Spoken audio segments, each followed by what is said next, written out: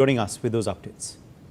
Now, in a major escalation of the centre's security push, COBRA Commandos, the CRPF's most battle-hardened jungle warfare unit, have begun arriving in the state. 3 companies already in Imphal, training intensively and preparing for deployment in some of the most volatile areas. This is the first time these specialized forces are being sent into Manipur, a clear signal of how serious the situation has become. Their mission is to carry out precise operations against armed groups driving the violence. On the ground, CRPF Director General Gyanendra Pratap Singh has reviewed the preparedness and urged the troops to act with both strength and sensitivity. As Manipur searches for calm, tensions from the Meitei-Kuki conflict and fresh Naga-Kuki clashes continue to keep the state on edge. Joining us live at this point is PK Mishra, former ADG BSF. Also with us is Major Mohammad Ali Shah, defense expert. Major General GT Dwivedi, geopolitical expert, is joining us live. Major General Dhruv Katoch, defense expert, also joins the broadcast. Let me make a start with you first, Major Shah. What do you believe has led to the movement of these troops now into Manipur? And, do you believe the fresh escalations are far more serious than what we've seen ever since the violence began? Right, Uday, that's a very, very good question. Yes, most certainly it appears that way because it's been a couple of years and the violence is not going down. We make believe that it's come down, but most certainly not. It hasn't. And it has been many of them are not being reported. Many cases are not being reported. So the COBRA Commandos, when they come into Manipur, they have fought with the Naxals in Chhattisgarh. The COBRA Commandos have, it is a serious issue, no doubt. But again, the Assam Rifles was very competent. The army again was very competent. But nevertheless, I'm sure the COBRA Commandos also will do a very, very good job. So yes, I see there that the situation in Manipur is only, it's not improving, it's not getting any better as of yet. Yes or there? Yes, let me also draw in fact, Major General Dwivedi now into the conversation. Major General Dwivedi, what can you tell us about these specialized forces that have now been shifted by the center there? What can you tell us about the COBRA Commandos, what their mission in Manipur now is going to be, and how significant you see the timing of this development? Well, Uday, let me give you a little perspective. Well, no doubt that COBRA Commandos are well trained. They have operated extensively in the Naxalite areas. But the point is, Manipur is a very different ball game. Taking back in some point of time in early 2000, when I was commanding the division in Manipur, Manipur is a state which is 22,000 square kilometers with the harshest terrain possibly in this part of the region. And as a division commander, I had 15 battalions of mine, about another 12 battalions of Assam Rifles, special forces and a lot of paramilitary forces. Still, I found that I was short of troops. So the point is that these 2 battalions, I don't think will make any major significant difference. They may be given a particular area where they can operate, but it is going to take time for them to build up the intelligence network, get used to the terrain. But I think their contribution could be not very significant. It would be possibly in certain pockets. But the moot point, Uday, today, Manipur has come a long way from the time it was 40% were under the militant when I was the division commander. Today, Manipur, I think the insurgency has come down, or militancy has come down. And it was on the path of recovery. But unfortunately, in 2023, because of some controversial decision by the government, there was a serious clashes started between the Meiteis and the Kukis, and they have continued. And as Major Shah was telling, the situation has not improved. There are sporadic violence, and a lot of cases are not reported. Manipur remains on the boil. And latest, I think, another dimension was the clashes between the Kukis and Nagas. Now that takes a situation, compound this situation further. I like to make a couple of points. First and foremost, it's a political problem. It's not a military problem, and enough forces are already there. I don't think you need to saturate further, but then that's a government decision. As far as the political problem is concerned, we need to bring trust between the different communities, because today there's a lot of trust deficit between the Kukis and the Meiteis, and also now between the Kukis and Nagas. That trust has to be bridged. And how that can be done? I think a lot of work has to be done by the government to convince all the parties that they are fair, they are impartial, they mean well for the state, and all state MLAs must come together. The second point is the question of development. Now this development has to be across, especially in the hill areas, because they have been neglected over a period of time. And the third very important point is the youth. Today, if you see in Delhi NCR, it's mostly the youth from the northeast who are dominating the retail sector, hospitality sector. Why? Because there are not many opportunities in this state per se. So that is the third point. And fourth point is we need to look at the border management, because I don't think we have a very clear border management policy, especially against the Myanmar, and of course not including Manipur, or also on the Bangladesh border. I did the article only some time back. So put all things together, I think it's the political initiative that needs to be in the lead. Yes, complemented by the security forces, but that is only secondary. But the first point is the political, yes, and the points I mentioned, I think they need to be taken in a sincere yes manner. And my last point is a national effort. Manipur is not in isolation, is part of the national capital, national vision, and national effort is required. We haven't seen so far, ever since this conflict began, Major General Katoch, the movement though of such a specialized force of our security establishment. Do you see this as a sign as well? What do you read into this move? What is likely to be its impact, and how do you see now the timeline ahead for the Manipur conflict and situation? Thank you, Uday. Uday, let me give you my perspective. Now, it has got something, in my view, it's got something to do with the Armed Forces Special Powers Act. Now, ASPA is imposed generally in the hill areas as of now, so the army can operate freely there. But when you're looking into the valley, most of those areas, I think there are 13 police districts, 13 police areas, which are outside the ambit of ASPA. And outside ASPA, the army won't operate. In my view, I think these three battalions which are going to be inducted or which are under induction, they will be employed in the valley. Now, if you're going to employ these troops in the hills, there's absolutely no use at all. It is not a shortage of troops that we are facing in Manipur. If required, a division or two divisions can be moved in. So it's not a question of military troops. The army is there. I think it's a question of where can those troops operate. And I think there is a reluctance on the part of the political establishment to impose ASPA across the state. They will view that as being a retrograde step and a signal that Manipur has slipped again. So they're not going to, I think that must be the political compulsion behind it. But let's wait and see where these troops are physically going to be deployed. It is, at the moment, I'm not aware of their deployment pattern, but if I have to hazard a guess, I would say that they will be deployed in the valley, in those specific areas which are violence prone, where where ASPA is not in force. Number two, obviously everybody knows it's a political problem, and I presume the government is doing what it can. But ultimately, there will always be external influences which try to inflame situations. I have always believed that in any insurgency area, follow the money. Follow the money, see where it is coming from, and we have to hit at those routes. That becomes a bit more difficult. It is not simply doing something within the state. Those things can be handled.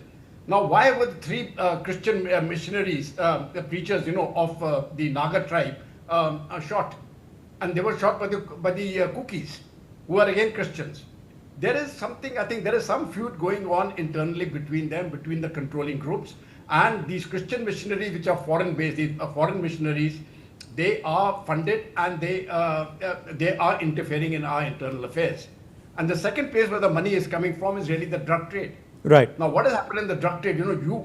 If I'm quite certain, if the poppy fields hadn't been burnt in, by 2023, a large number of these poppy fields were taken out, which hit certain groups, and that is where it started off. You can take a cause. You can say, okay, that's because of the High Court order, etc., etc. That's okay. In my view, those are not relevant reasons, right?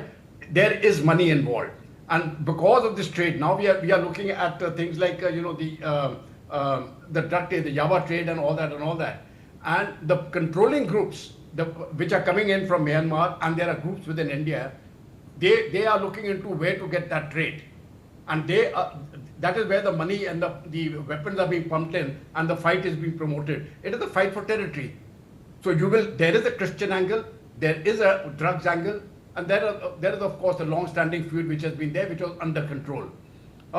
So as far as these 3 CRPF battalions is concerned, as General Dwivedi said, it's not going to make a major impact on the overall situation.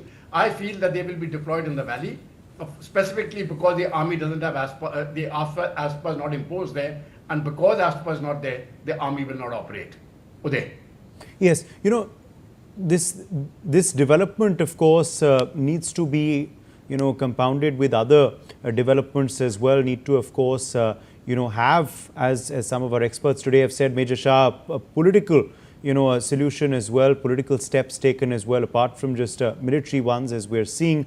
Do you see, that effort, though, it's short term, leading to any results, Major Shah, or are we looking at the situation continuing to be tense till the end of 2026? Do you see short term the problem ending, or do you expect this, this uneasy, it's not even a calm, it's an uneasy situation in Manipur continuing for the rest of 2026? That's a very good question over there, and it was great hearing both the general officers. In fact, I consider them my mentors. I always get to learn a lot whenever they speak. I totally agree with both of them. And see, one thing, I think by 2026, unfortunately, my heart pains and my heart bleeds in saying this, because the wounds are too deep. The problem has gone in too far. Though I'm an optimist, it's very easy for me to say, no, the situation will improve. It will get better. It's very easy for me. I wish I could say that. I really wish I could say that, but dil pe patthar rakh ke main ye keh raha hu that it is actually not so easy at the moment. By pumping in a COBRA battalion of the CRPF, okay, first let me, a few things that people think that COBRA battalion, it's associated with, this name sounds deadly and dangerous. COBRA, King Cobra. No, it's got nothing to do with that. It's the full form is Commando Battalion for Resolute Action, COBRA, right? Which is an elite, highly specialized in jungle warfare, especially that of the CRPF. Now, which was formed in 2008. Now, these jungle warriors are experts in guerrilla tactics and are primarily deployed in Maoist areas like the left-wing extremists, where all in the northeast state till Assam, to conduct insurgency operations. Now there are 10 battalions, that is 100, and that means about 10,000 active personnel.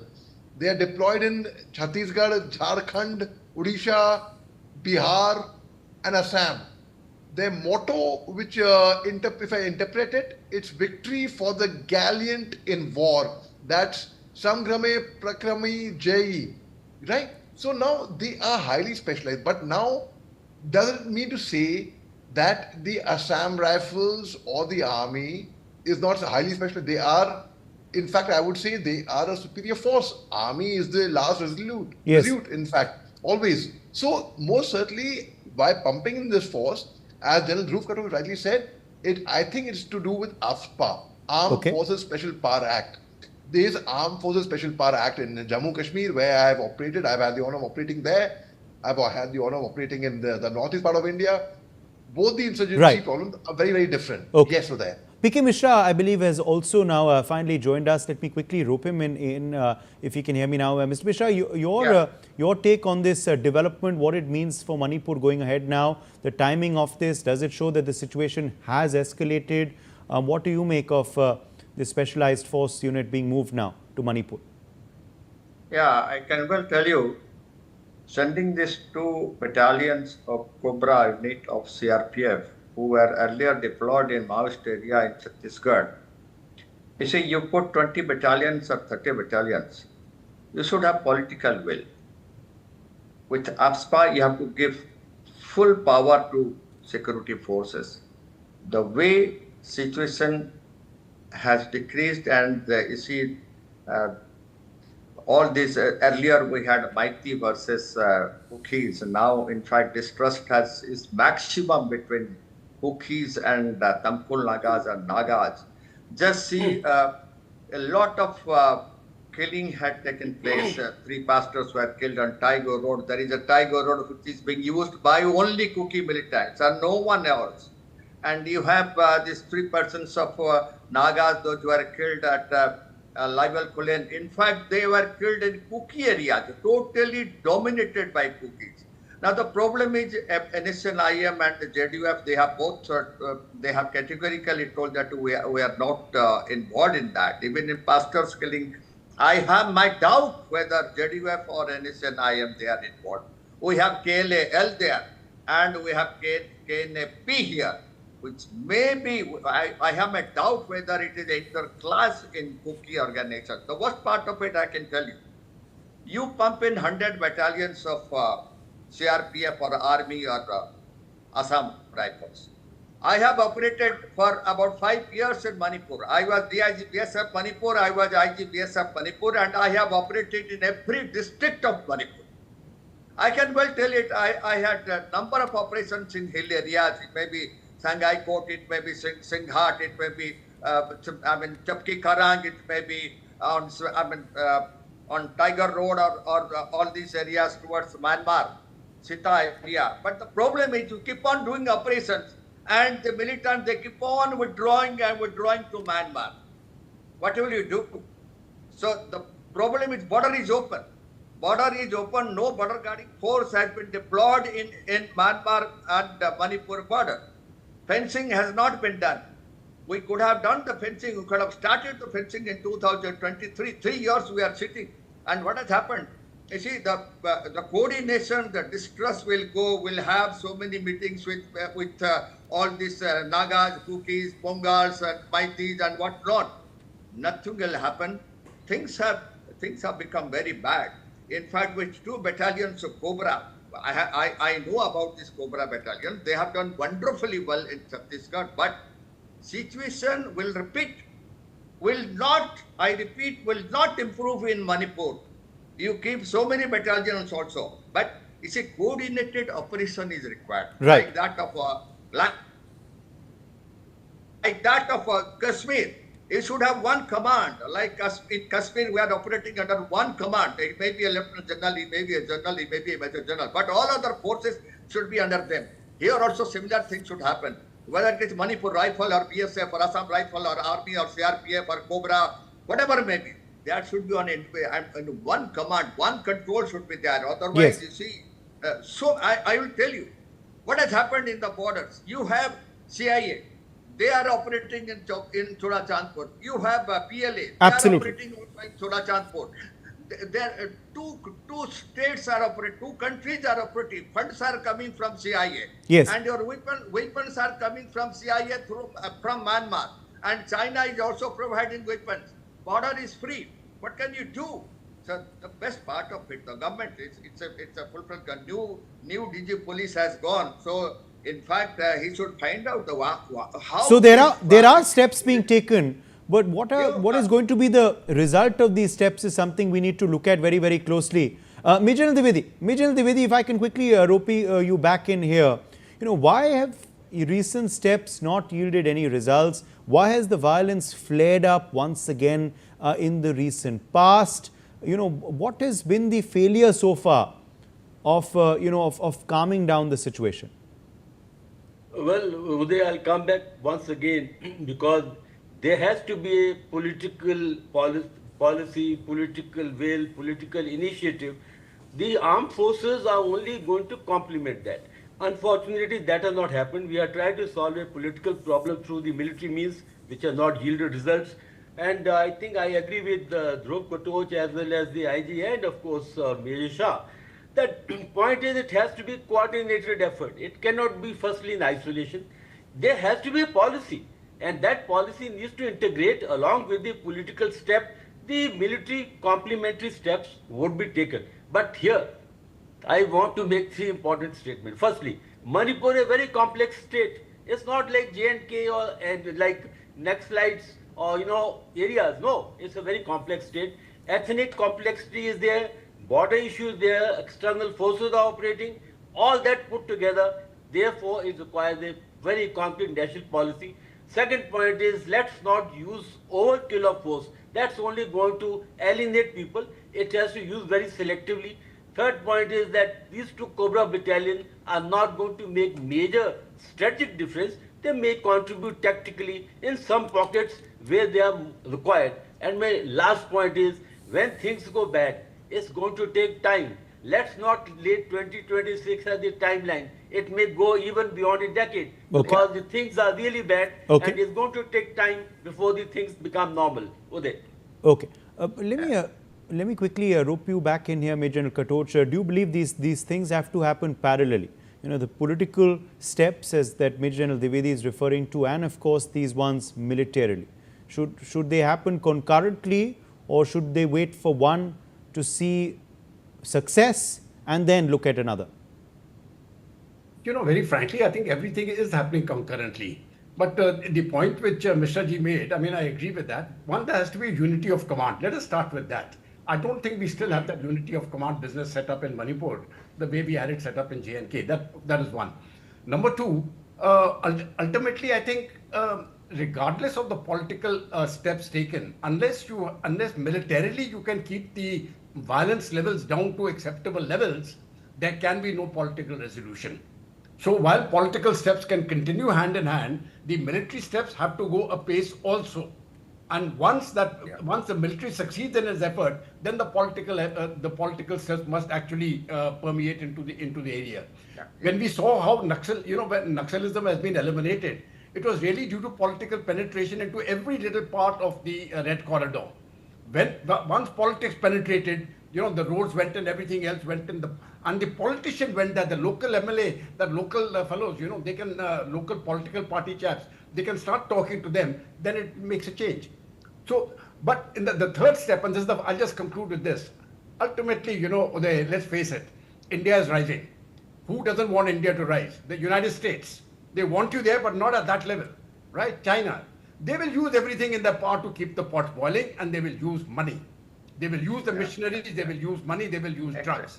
Yeah. Now, that is something which we have to control. So it's not going to be a problem. Okay. Okay. I've run out of time. PK Mishra, last word to you before we close. Yeah.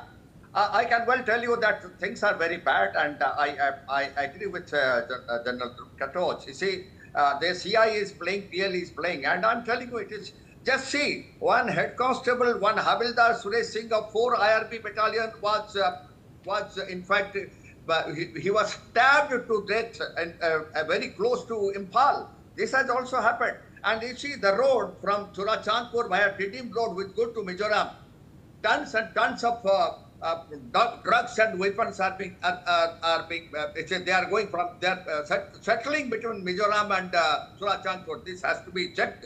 And unless and until we have to, unless we don't seal the border with BOP concept, I repeat, with border outpost concept, and like in Bangladesh border and Pakistan border, we have made the fencing. Similar fencing has to be done, otherwise it's difficult to control Manipur, because a lot of latest weapons and drones have come from Myanmar rebels to Churachandpur, Chandel, and Jiribam, and those areas of Kaching and Kankopi. Things are pretty bad. And with 2 COBRA battalions, you see, we are telling that, okay, say 12 companies will come. Where all you will be keeping 12 companies, whether in Ukhrul, or on Tiger Road, or in Kankopi, or in Bishnupur, and all these buffer zones. What all you will do with 2 battalions? Until and unless you don't deploy in the border, nothing will happen. Okay. This distrust will continue, and political dialogue is a must. We've run out of time. My thanks to all of our guests for joining us on this discussion. We're quickly turning our focus to breaking news coming in. Senior Congress leader Digvijay Singh has written to Prime Minister Modi. He's flagged his concern